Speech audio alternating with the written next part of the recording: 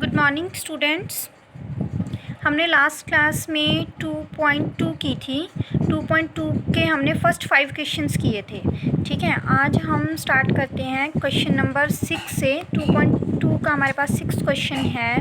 A vendor supplies 32 litre of milk to the hotel in the morning and 68 liter of milk in the evening. If the milk cost is rupees 45 per liter, how much money is due to the vendor per day? हाँ जी, तो वो क्या कहता है इस question में, वो कहता है कि एक दूध सप्लाई करने वाला है, वो एक होटल में 32 लीटर मिल्क सप्लाई करता है मॉर्निंग में और 68 लीटर मिल्क सप्लाई करता है इवनिंग में। तो उसको जो वो सप्लाई करता है दूध, उसकी कॉस्ट है 45 रुपीज़ पर litre.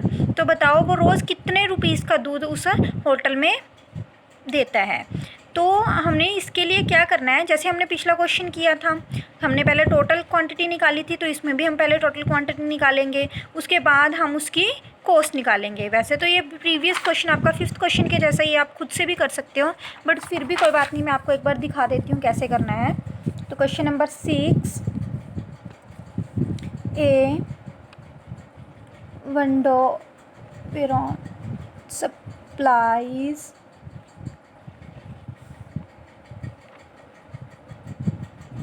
milk in the morning is equals to 32 liter and supply in the evening 68 liter. Total amount of milk he supply in a day is equals to 100 litre. ठीक है, तो एक दिन में वो कितना मिल्क सप्लाई करता है, 100 लीटर। नाउ हम कॉस्ट निकालते हैं। Cost of 1 litre milk is equals to ₹45 and cost of 100 liter milk is equals to 100 into 45 is equals to 4500 rupees. ठीक है, तो उन्होंने पहले हमने मॉर्निंग मिल्क और इवनिंग मिल्क को ऐड करके टोटल अमाउंट बताई कि एक दिन में वो टोटल कितना मिल्क सप्लाई करता है। उसके बाद हमें पता है कि एक लीटर मिल्क की कॉस्ट है हमारे पास 45 रुपीज़ और 100 लीटर की कितनी होगी, 100 into 45 4500 rupees. Got it. Now question number 7। Question number 7 क्या है हमारे पास, उन्होंने हमें क्या है, मैचिंग है ये। देखो उन्होंने बोला है 425 इंटू 136। 136 को हम ऐसे लिख सकते हैं ना, 100 + 30 + 6 ऐसे लिख सकते हैं। तो उनको किससे मल्टीप्लाई करना है, 425 से। तो ये तो 100 + 30 + 6, ये मैं उल्टा बोल रही हूँ, एक ही बात है। तो ये हमने क्या कर सकते हैं, इसको हमने एक्सपेंड फॉर्म ही लिखा है 136 की। ठीक है, तो इसको मल्टीप्लाई कर लो, चाहे 136 को मल्टीप्लाई कर लो 425 से। तो ये हमारे पास क्या बन रही है, distributive multiplication over the addition. करते हैं ना हम, क्या होता है हमारे पास, a into B plus C. तो ये क्या होता है हमारे पास, a into B plus a into C, ऐसे होता है ना। तो यही चीज़ बन रही है, ये हमारे पास डिस्ट्रीब्यूटिव प्रॉपर्टी। उसके बाद हमारे पास है 2 into 49 into 50 is equals to 2 into 50 into 49। 49 और 50 को ही अदल बदल किया है उन लोगों ने। तो ये हमारे पास है कॉम्यूटेटिव प्रॉपर्टी अंडर मल्टीप्लिकेशन। उसके बाद हमारे पास क्या है, 80 + 2005 + 20 इज इक्वल्स टू 80 + 20 + 2005। ये क्या है हमारे पास, कॉम्यूटेटिव प्रॉपर्टी अंडर एडिशन। ठीक है बच्चों, समझ आ गई। ये आप अपनी बुक पे ही कर लेना, चाहे नोटबुक पे ना करना। ठीक है, तो आगे नेक्स्ट हम करते हैं एक्सरसाइज 2.3। 2.3 एक्सरसाइज है बेटा, इसका क्वेश्चन नंबर 1। इसका क्वेश्चन नंबर 1 एक्सरसाइज का क्वेश्चन नंबर 1 क्या है, पहले मैं आपको ऑरली बता देती हूँ। Which of the following is not representing zero. कहते हैं इनमें से कौन है जो हमें ज़ीरो रिप्रेजेंट नहीं कर रहा है। ठीक है, तो हम सॉल्व करके देख लेते हैं सबको ही एक एक बार, तो हमें पता चल जाएगा। तो एक्सरसाइज 2.3, तो हमारे पास जो फर्स्ट क्वेश्चन है हमारे पास, उसका ए पार्ट क्या बोलता है, 1 + 0। 1 + 0 हमारे पास क्या है, 1। ठीक है, बी पार्ट में क्या है, 0 × 0, 0 × 0 0। सी पार्ट क्या है हमारे पास, 0/2, मतलब 0/2, तो इसका भी आंसर क्या आएगा हमारा, 0। डी 10 - 10/2, 10 - 10 0 हो गया। 0/समथिंग क्या होता है हमारे पास, 0 ही होता है।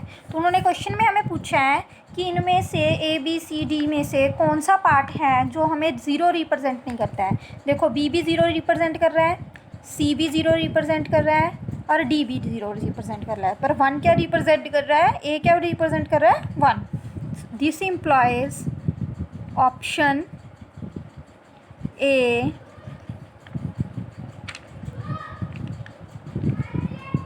does not represent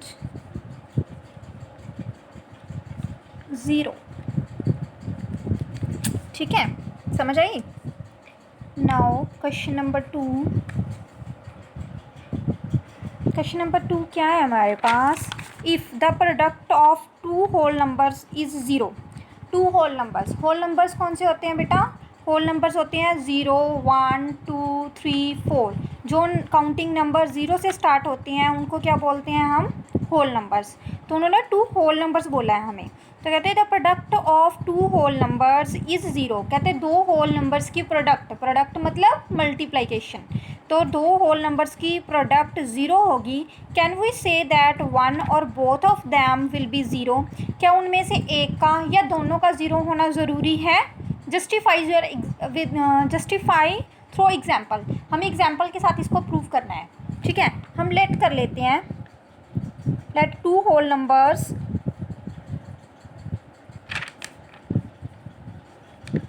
is equals to 0 and 1। हमने 0 और 1 2 होल नंबर ले लिए, एक 0 एक नॉन ज़ीरो। प्रोडक्ट, उन दोनों की प्रोडक्ट करते हैं हमारे पास, 0 × 1 0 ही आ गया हमारे पास। ठीक है, तो इससे हमारी क्या जस्टिफिकेशन होगी कि अगर 2 होल नंबर्स लेते हैं, हम 2 होल नंबर्स लेते हैं, उनमें से एक होल नंबर हमारे पास 0 है, तो उन दोनों की प्रोडक्ट हमारे पास क्या आएगी, 0। और हमने क्या प्रूव करना है, let both the whole numbers is equals to 0।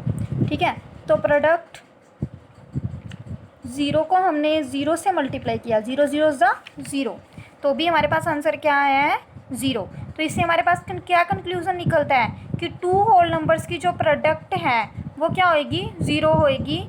कब, या तो उनमें से एक 0 हो या दोनों 0 हो।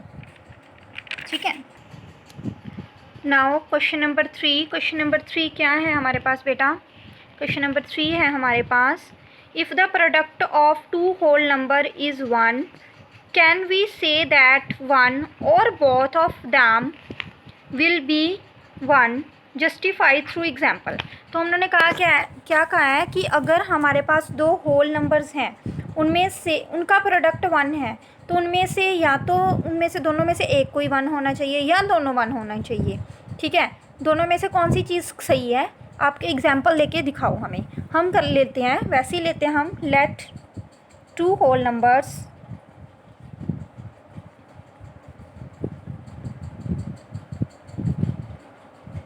कौन से, 1 and 2। हमने एक 1 ले लिया, एक 2 ले लिया। ठीक है, प्रोडक्ट, अगर हम प्रोडक्ट करते हैं 1 × 2 क्या आता है हमारे पास, 2 ही आता है। ठीक है, तो 1 नहीं आता ना, तो ये हमारा गलत हो गया। ठीक है, अगर दोनों होल नंबर्स में से एक होल नंबर हमारे पास 1 है और दूसरा नंबर कुछ और है, तो हमारी प्रोडक्ट 1 नहीं आती है। नाउ अब हम दोनों 1 ले लेंगे, let 2 whole numbers is equals to 1 and 1, दोनों होल नंबर्स 1 ले लेते हैं, तो प्रोडक्ट हमारे पास क्या बन जाती है, 1 इंटू 1 क्या बन गई, 1 ही बन गई, 1 इंटू 1 1 ही बन गई हमारे पास प्रोडक्ट भी तो, ठीक है। तो अगर हम दो होल नंबर लेते हैं और उनकी प्रोडक्ट हमें 1 चाहिए, तो ये ज़रूरी है कि दोनों होल नंबर्स क्या होने चाहिए, 1 होने चाहिए। अगर आपके दिमाग में ये आता है कि मैम 2 इंटू 1/2, 2 इंटू 1/2, अगर हम इन दोनों को मल्टीप्लाई करते हैं, 2 से 2 कट गया, ये 1 आ गया, ये भी तो 1 ही बनता है, बट ये हम नहीं ले सकते, क्यों, क्योंकि 1/2 is not a whole number, ठीक है। बहुत बच्चों के दिमाग में ये चीज़ आ रही होगी कि 2 इंटू 1/2 भी तो 1 ही होता है, बट हम ये इस क्वेश्चन में हमने ये केसेस नहीं लेने, क्योंकि 1/2 हमारे पास होल नंबर नहीं है, इसमें हमने सिर्फ होल नंबर्स लेने हैं, तो ये क्या है हमारे पास, रॉन्ग है, ठीक है। उसके बाद हमारे पास क्वेश्चन नंबर 4 है। क्वेश्चन नंबर 4 में क्या है, उन्होंने क्या है, find using distributive property, multiplication हमने फाइंड करनी है बाय डिस्ट्रीब्यूटिव प्रॉपर्टी। क्वेश्चन क्या है हमारे पास, 728 इंटू 101, ठीक है। तो हम क्या करेंगे, डिस्ट्रीब्यूटिव प्रॉपर्टी के अकॉर्डिंग 101 को 100 + 1 लिख लेंगे, ठीक है। तो अब पहले इसको इसके साथ 728 इंटू 100 प्लस, फिर इसको इसके साथ 728 इंटू 1, तो 728 इंटू 100 प्लस 728, 8 2 15 3 7, आंसर आ गया हमारे पास, ठीक है। इजी भी है ना ऐसे मल्टीप्लिकेशन करना, प्रॉपर्टी के साथ इजी हो जाता है, ठीक है। अब हम करते हैं सी पार्ट। सी पार्ट में हमारे पास क्या है, 824 इंटू 25, इसको हम क्या करेंगे, इसको हम ऐसे लिखेंगे 824 इंटू 20 + 5, ऐसे लिख लेंगे।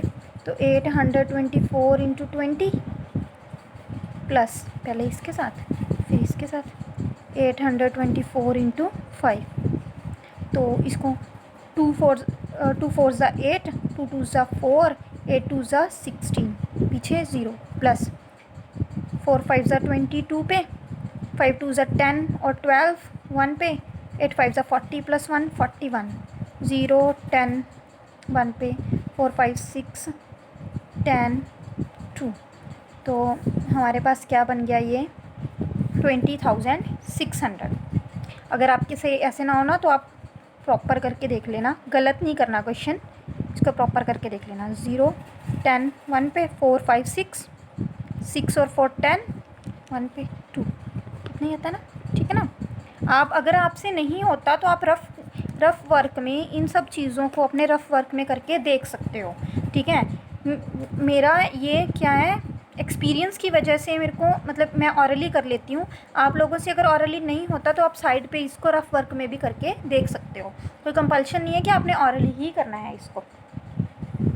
नाउ अब हमारे पास क्वेश्चन नंबर 5 आप रहने दो, मत करो, क्रॉस कर दो, ठीक है।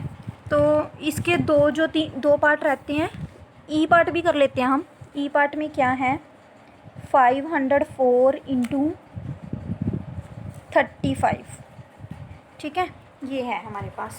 तो हम इसको क्या करते हैं, 504 को खोल लेते हैं, 500 इंटू 4 इंटू 35, तो हम क्या करते हैं 500 इंटू 35 प्लस 35 इंटू 4, तो 35 को पहले 5 से मल्टीप्लाई किया, 5 5 से 25, 2 15 और 2 17, पीछे 2 ज़ीरोज़, प्लस 22 14, अब इनको ऐड करो, 4 6 7 1, 17,640, ये हमारा आंसर आ गया, ठीक है। तो यहाँ पर बेटा हमारा चैप्टर नंबर 2 कंप्लीट होता है। आप लोगों ने क्या करना है, होमवर्क में आप लोगों ने क्या करना है,